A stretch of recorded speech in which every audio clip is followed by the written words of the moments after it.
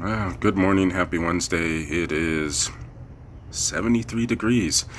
Yeah, and it's the morning. This was apparently the low for the evening, so this is going to be fun. So, yeah, weird stuff afoot.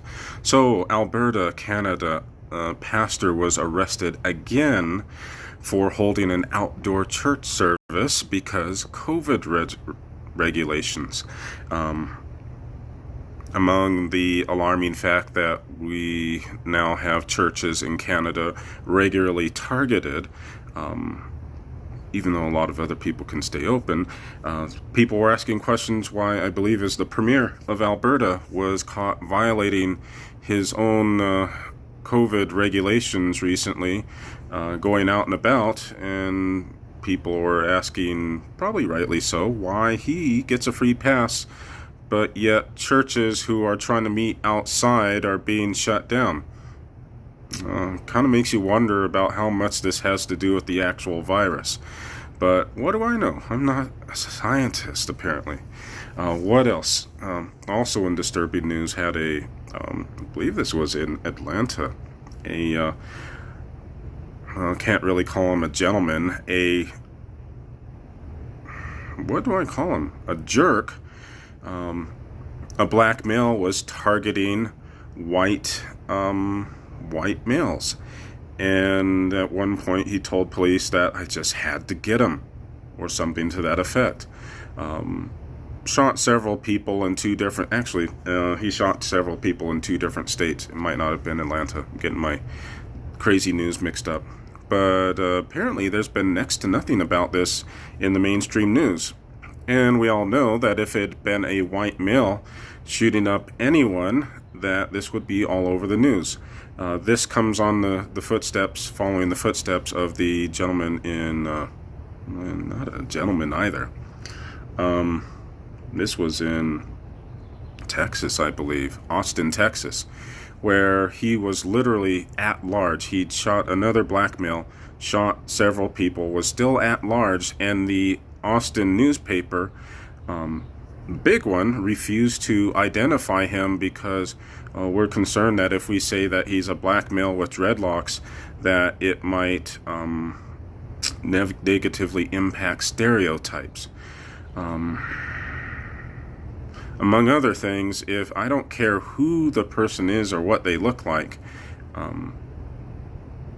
if there's a chance my family might be in danger, I kind of want to know about it. Also ironic that we don't care about race when it has to do with the wrong race shooting up people, but we care about race in schools and businesses where it can be destructive. So also rather ironic. What else? San Francisco. Another not so gentlemanly gentleman was there's a viral video of a homeless guy who went into a Walgreens and just started filling up a grocery bag with items, and he was on his bike while he is in the store. As he was rolling out, a security guard made a half-hearted attempt to take the bag from him. Oh, excuse me. And he just rolled out of the store through the automatic doors. What makes this story particularly ominous is not the fact that this happened. Apparently in San Francisco, it's what is the dollar amount? If the amount is under, it's somewhere between $500 and $1,000. If you steal less than $1,000 worth of stuff, maybe it's $500. Double check that. It's a type of misdemeanor that will not be prosecuted. What that essentially means is that you have people in San Francisco who are, there's another term for it, but they're essentially serial shoplifters. They just go in, pocket enough stuff so that they show up. If they were arrested, it would be under said dollar amount, and then they just leave. You've had at least a half dozen Walgreens in the areas that have shut down for that reason, because if they can't prosecute people who take less than $1,000 or whatever, then there's no point in arresting and trying to prosecute them. and these people are just essentially given free rein because of local laws. And yeah, there you go. One columnist, apparently, when he was visiting in San Francisco, he saw someone, he picked up some stuff from one shelf, grabbed something from another shelf, kind of glanced at the employee. He's like, meh, and walks out. And he asked the employee, is paying optional here in San Francisco? And that's when he learned that because of the laws surrounding shoplifting, people regularly do it now without consequence. And the ironic thing is that I don't know what group it is, but the one of the boards that does public health and safety is like, well, if it doesn't affect you, you shouldn't try to stop it. Well, if people are shoplifting from my store and the store has to shut down because they can't prosecute people, and I lose my job because that was the store I was working at, or I no longer can buy medicine or whatever because that was the store I was shopping at, it does kind of affect me. It's, this whole thing where, well, if it doesn't directly harm you, it's okay. Well, if society starts imploding and you can't buy your stuff because all the stores shut down because they can't prosecute shoplifters, I mean, you can rob a store blind $1,000 at a time if enough people do it. So yeah, that's was rather interesting. What else do we have going on? Yeah, some good discussion yesterday on a couple different walls about, well, I guess number one. So Israel has taken out a couple of Hamas buildings. According to the Wall Street Journal, no reports of death. This means, but, well, without going into the commentary. So apparently Hamas launched several incendiary balloons at farmland in southern Israel, and so Israel retaliated. You could argue as to whether that was proportionate. Although there is a good discussion. Thomas Sowell had a good discussion in his book Dismantling America when he talked about dealing with terrorists. He said that Thomas Sowell's opinion is that the whole thing about proportional response was actually a bad thing, because when you deal with terrorists or people who are trying to hurt you, it's like, what does proportional response mean? And does it mean that there is enough of a response to deter something happening a second time? And so he's talking about the fallacy of, proportional response sounds good, but if it doesn't deter whomever is attacking you from doing it again, what's the use? So, yeah, I'm sure, farmland. And this was something that I commented on a friend's thread. It's like, I can get it if you think that Israel has been the aggressor and has been taking territory from the Palestinians, ignoring the fact that the surrounding Arab countries have taken as much territory or more from the Palestinians, but that's a completely other story I'll probably get into at some point after I do some more research. But yeah, you're attacking civilian farmland that doesn't seem to be, you would normally attack military targets if you were officially in a war. Attacking civilian targets is usually called terrorism. So now, of course, here's the other thing I was thinking of, is that maybe it's a possibility. When human beings, we like thinking of right, wrong, good, bad. And with history, like what's going on in the Middle East going back for so long, is there anyone who's 100% good? Is there anyone who's only done, I guess you could call it righteous or benevolent stuff? Maybe at this point there are atrocities on both sides. So, anyway, yeah, that was something else that came up. So yeah, I'll probably see more. Will the ceasefire hold? Hopefully it does. I don't know. There's something else that I was going to cover, and I've completely blanked on it. I'll remember it as soon as I end this video and go for my walk. But yeah, that was the other thing. So the other discussion was about just how little we're able, how many things are like off this shelf and out of stock. In this case, used cars was the topic of the day, where it's like, well, we're shut down under a pandemic, no one was going anywhere.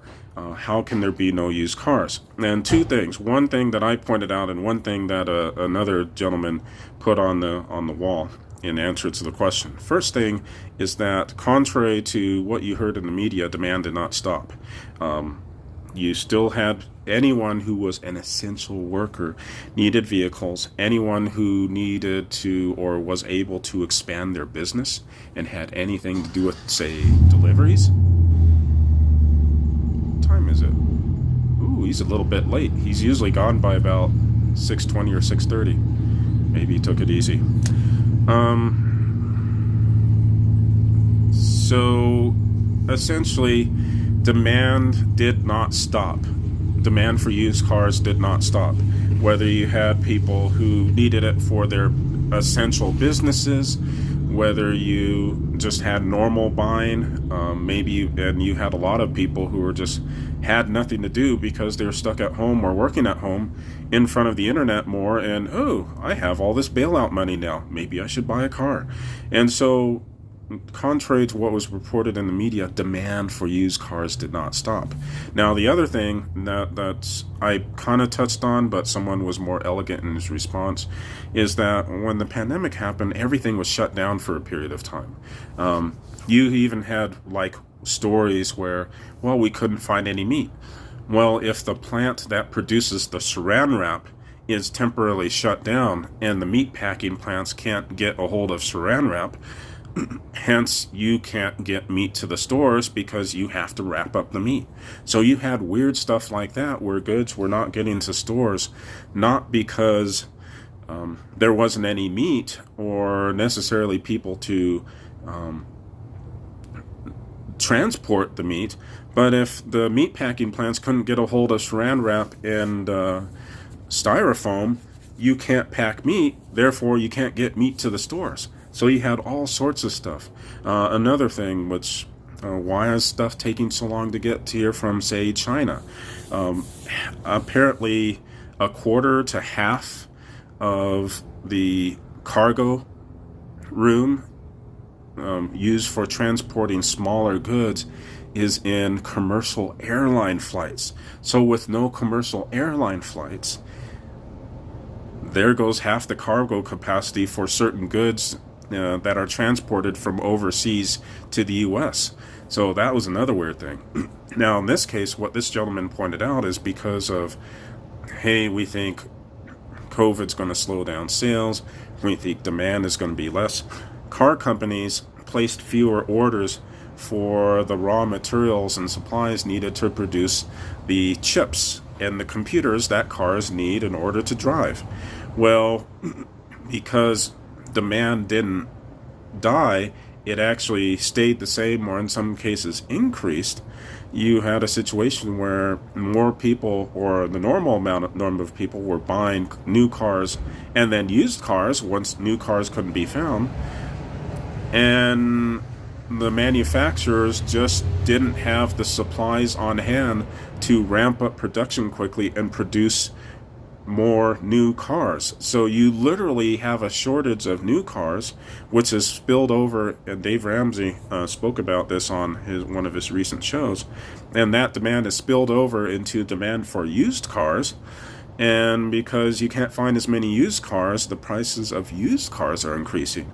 Meaning that, yeah, if you're thinking of selling a used car, this might be the time to do it and maybe get a little bit more money than you normally would. Because not only are people looking for decent used cars, but because there's less supply than demand, you might have been underwater on your car loan, but maybe you aren't now, which is kind of freaky to think about. So there's a lot of stuff that's been happening recently as far as, supply, demand, and how everyone indiscriminately, governments here and overseas shutting down everything because COVID is having a lot of unintended consequence, not only here in the U.S. but globally.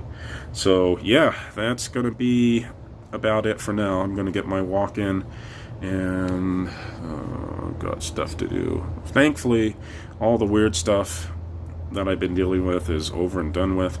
My weekly meeting with my large client has been canceled because we've actually keeping up with everything, woohoo, for the most part. And they're like, we're busy, can we have that hour back? And we're like, okay. So I get an hour to party. Oh, not really, I'll be doing other stuff. And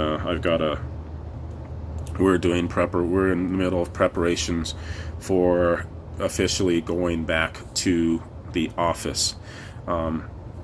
So there's a lot of stuff that I've had a couple of my team members like, hey, what about this? What about this?